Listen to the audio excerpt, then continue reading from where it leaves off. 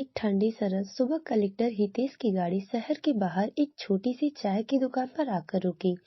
दुकान पर एक साधारण से चाय वाले ने गाड़ी से उतरते हुए हितेश को देखा तो थोड़ा सा सहम गया।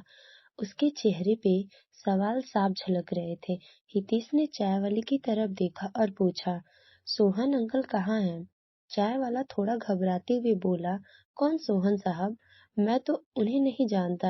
हितेश ने गहरी सांस लेते हुए कहा, वही जो तुमसे पहले यहाँ चाय की दुकान चलाते थे। चाय वाला झिझकते हुए बोला, साहब वह तो 5 साल पहले ही गांव चले गए, बीमार थे, दुकान मुझे बेच चले गए। यह सुनते ही हितेश के दिल में हलचल मच गई। उसने कुर्सी पर बैठते हुए पूछा, क्या तुमने उनसे कभी पूछा है कि वो क्यों गए? चाय वाला बोला, नहीं साहब, वो बहुत कमजोर हो गए थे, ज्यादा बात नहीं करते थे, बस अपनी दुकान बेचकर चले गए। हितेश की आंखों में अजीब सी बेचैनी थी। उसे अपने ऊपर गुस्सा आ रहा था। क्या वह बहुत देर कर चुका था? क्या सोहन अंकल अब भी जीवित हैं? उसने अपनी आंखें बंद कर ली और पुराने दिनों को याद में खो गया। 10 साल पहले हितेश एक 18 साल का नौजवान था। वह घर से भागकर इस शहर आया था। जेब में पैसे नहीं थे और पेट में भूख की आग लगी थी। उसने चाय की दुकान के पास आकर एक किनारे बैठने की जगह ढूंढी। उस समय दुकान के मालिक सोहन सोहन ने उसे पहली बार देखा और पूछा, बेटा क्या हुआ? बहुत परेशान लग रहे हो, चाय बना दूं? हितेश ने सिर झुकाते हुए कहा, अंकल मेरे पास पैसे नहीं है। सोहन ने मुस्कुराते हुए कहा, चाय और बिस्किट पैसे के बिना भी मिलते हैं।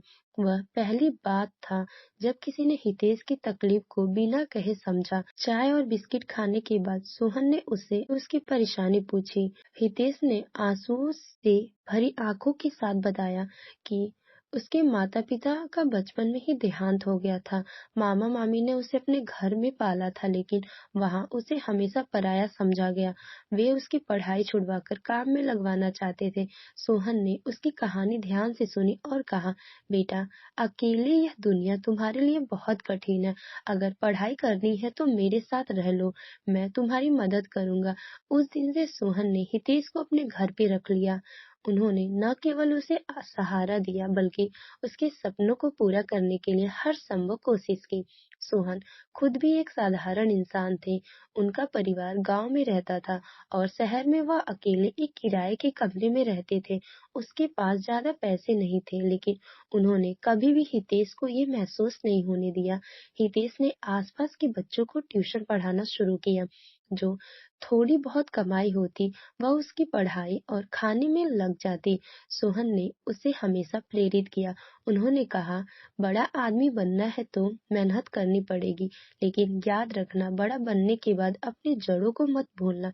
हितेश ने ग्रेजुएशन पूरी की और फिर आईएएस की तैयारी शुरू करने के लिए दिल्ली जाने की बात कही। सोहन ने उसे कुछ पैसे और एक जान पहचान वाले का पता देकर कहा, जाओ बेटा सपने पूरा करो। वह कभी खुद को अकेला मत समझना। दिल्ली में हितेश ने दिन रात मेहनत की। उसने पार्ट टाइम काम किया और अपनी पढ़ाई जारी रखी। 6 साल की कठिन तपस्या के बाद उसने आईएएस की परीक्षा पास की। कलेक्टर बना उसका सपना था जो अब पूरा हो चुका था। पर इस दौर उन्होंने सोहन को एक बार भी चिट्ठी नहीं लिखी। उसे हमेशा लगता कि वह कामयाब होकर ही उसके पास जाएगा। चाय पीने के बाद हितेश ने सरकारी गाड़ी वापस भेजी और किराए की गाड़ी लेकर सोहन के गांव की ओर निकल पड़ा। रास्ते में उसे वे सारे पल याद आ गए जब सोहन ने उसे सहारा दिया था। गांव पहुंचाकर लोगों से पूछते हुए सोहन के घर पहुंचा। वहां उसने 2 छोटे कमरे और पशुओं के लिए एक टीन की छत देखी। आंगन में सोहन की पत्नी गाय का दूध निकाल रही थी। बड़ी बेटी सीमा बर्तन साफ कर रही थी और छोटी बेटी रीना सब्जी काट रही थी। हितेश को देखकर सब रुक गई। उसने पूछा, सोहन अंकल कहाँ हैं?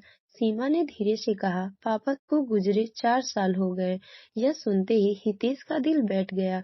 उसका सबसे बड़ा डर सच हो चुका था। सोहन की पत्नी ने रोते हुए बताया कि बीमारी के चलते 1 साल तक बिस्तर पर पड़े रहे। पैसे की कमी के कारण इलाज पूरा नहीं हो सका। उनके जाने के बाद चाचा चाची उनकी जमीन पर कब्जा करने की धमकी दे रहे थे। हितेश ने गुस्से और दुख में कहा, माँ अब मैं आ गया हूँ, सब ठीक कर दूंगा। हितेश ने अपनी माँ और बहनों के लिए घर और जमीन का कानूनी अधिकार सुनिश्चित किया। उसने अपने चाचाओं को चेतावनी दी और उन्हें पीछे हटने पर मजबूर कर दिया।